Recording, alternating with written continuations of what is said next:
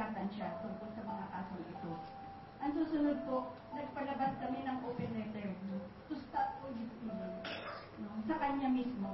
At hindi naman hulingid sa atin na nagbabasa siya na inquiry ng mga joggers. Kaya nagbabasa po niya.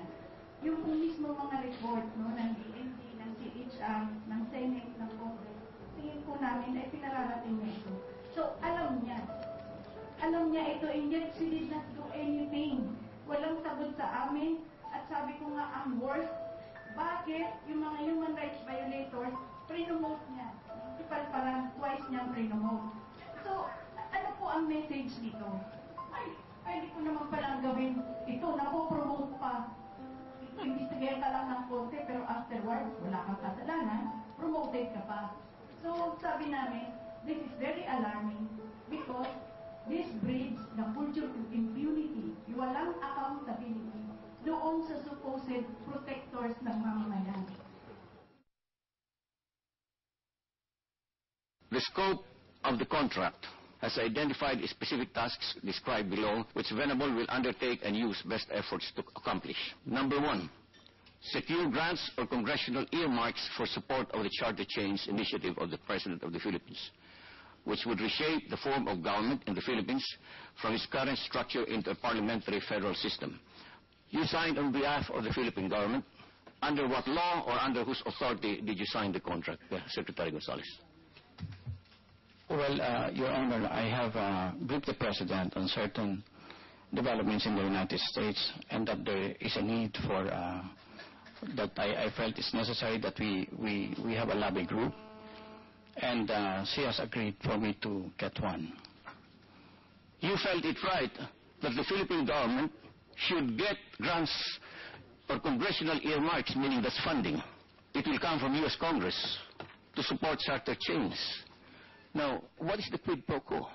I do not mean when we are putting this particular request that we would allow the United States government to interfere with the content of our charter. Your area is not security. To advise the President that the Philippines is secure from foreign elements, from domestic bad elements, and all that. But you are, in effect, inviting U.S. government intervention by giving us money. I don't know if it's a failure of my judgment. At that particular time that I signed this, I thought that it's... Failure of judgment. But did you have the power? Certainly signing on behalf of the Republic of the Philippines is not one of the powers. When you look at the coverage of the National Security Advisor, there has really been some modifications as to my coverage of interest. Part of that is political stability, wherein peace and harmony among the divergent groups of people in the country and mutual cooperation and support exists between the government and the people as a whole. I thought that charter change and the discussion of it could help this. To say that political stability and charter change, your judgment is that they're correlated? Yes, sir. Well, and you have a nationalist bent. I know that. We were together. Now you come in now and tell us that you don't mind foreign intervention. We can always refuse any grant if we think that it will be. Is it your judgment that you cannot advance the cause of charter change without asking the United States Congress for funding? I thought that money is a consideration in some of the things that we're doing. Money is always a consideration. But for those who are opposed to reshaping to the parliamentary system, they're at a disadvantage because here you find the mighty United States of America supporting one side as against the penniless opponents of charter change. Now, you have to think about that. Mr. Gonzales, did you sign this contract on your own or with the authority of the President?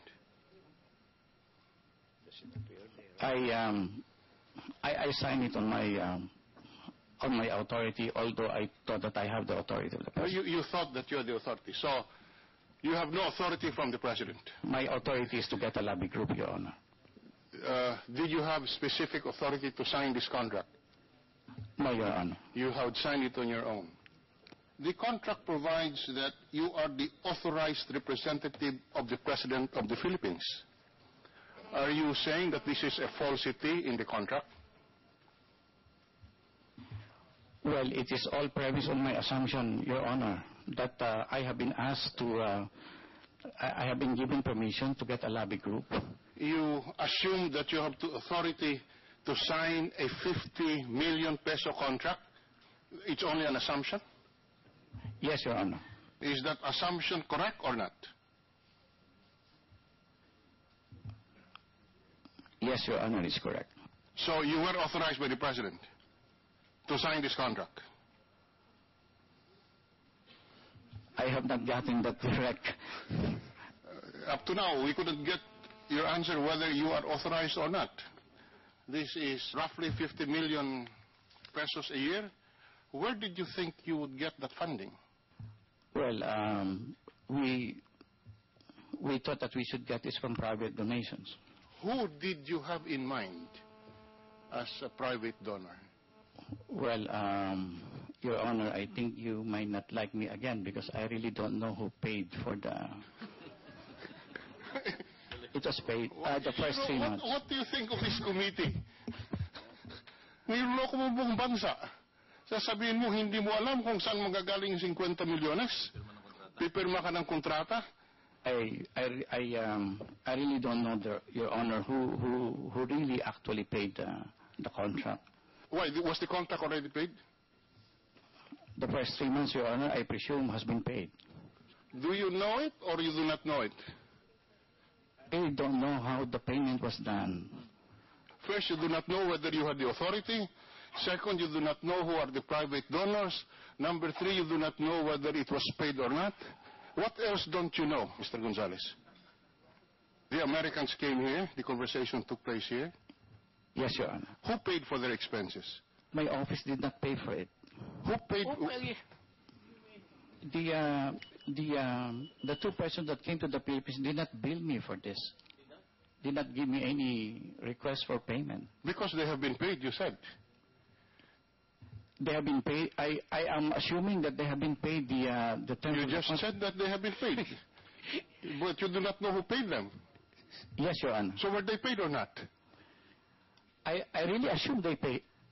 So you were able to raise the 3 months advance or payment on or before July 25, before you signed the contract? I was made to believe that it is so. Yeah, who made you believe that that was so? I'm not at liberty to reveal the names of those people yet at this time, Your Honor. You have been very, very evasive in these questions. Does it involve, do you think, national security? Yes, Your Honor. It does. What is the implication of this on national security? I prefer not to answer the question yet. What is the national security implication?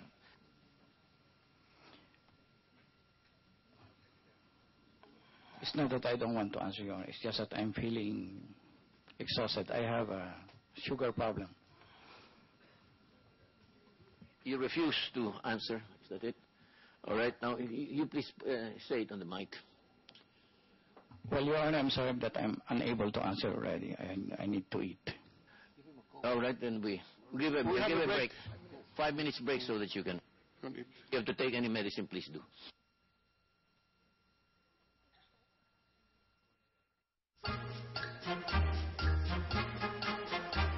It's time to start the great debate on charter change. It's time to turn to the people, bring them into government, and change the way that government is done. People's Initiative, charter change, these are all attempts on the part of the Arroyo regime to secure the kind of legitimacy that has eluded her all these years. People's Initiative is a joke.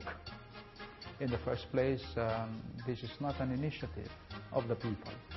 It is the initiative of politicians. They may as well call it what it is. This is a politician's initiative. The one that's pushing this is called Sigaw ng Bayan, but they are using government machinery and government funds for this. The DILG, the barangay captains, nothing is clear to the public at this point when it comes to Chacha.